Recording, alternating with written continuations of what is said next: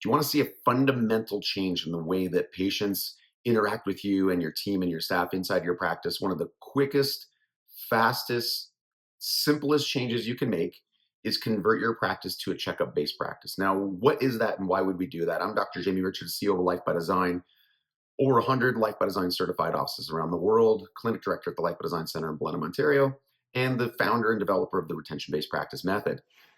Switching to a checkup based practice model is an extension of what we call third paradigm chiropractic. So, very quick history lesson. Reggie Gold coined these three terms. First paradigm chiropractic is, chiropractic gets sick people well. It doesn't take a long time, about 4 seconds in practice, to realize that chiropractic care does not get every single person well from a symptomatic disease progression standpoint.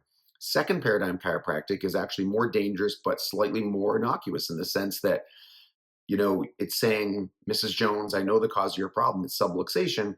Let's address your subluxation. Your problem's going to go away. And it could be the opposite of subluxation based. It could be therapy based. So, Mrs. Jones, I know the cause of your problem. It's, this deficiency in the length of this muscle, and we're going to, stretch it and pull on it and do these other things. And then that problem's going to go away. Now, when you win in that scenario is when you make a correction and their headaches go away, or you do the stretching and their XYZ goes away. That's wonderful. That's great. But what about when it doesn't?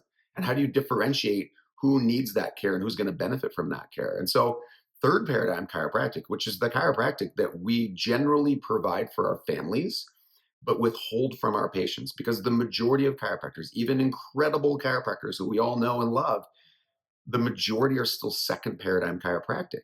They're still talking about subluxation or nerve interference, but it's still being tied to symptoms and conditions with this hope that addressing that problem is going to solve that problem. And that's not to say with patients we're not providing hope, but we need to be clear about what it is that we're doing and open the door for the role of checking and correcting to optimize the spine and nervous system for its impact on health in general. And the way you do that and you practice this third paradigm chiropractic at the core is switching to a checkup based practice. And so, instead of coming in for an adjustment, right, or coming in for a treatment, which is even worse in my mind, you're coming in to get checked. And that opens up a conversation. It allows the doctor and the team and the staff to communicate what it is you're doing.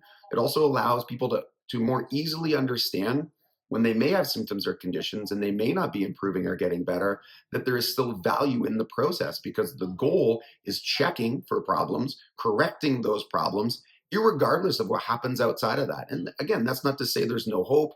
And we all know that if we're checking and correcting, improving spine and nervous system health, optimizing the nervous system, a big group of people are going to have symptomatic improvements. But what about when they don't? And what about all the other changes that may be happening when you're optimizing the spine and nervous system with your care? But they're not privy to that in the sense that they don't feel it, they don't necessarily grasp it or perceive it. You have to have a basis to create a relationship with the prospective patients over their lifetime, an authentic one, obviously. And this is where I think testing instead of guessing is another fundamental principle of long-term retention. So I think if you make this shift in your practice literally tomorrow, just start saying it. Even if you haven't communicated to this point, it'll spark some great conversations. Your staff can start saying it. And over time, you can start to reorient this. Now, you'll have to go back, update systems, procedures, your handbook, communication day one, day two, but you can do that later. What I want you to do now is just take this step of changing the language and the lexicon to a retention-based, checkup-based model. And I'm telling you, you're going to see some incredible changes almost instantly. I'm Dr. Jamie Richards. Make it a great day.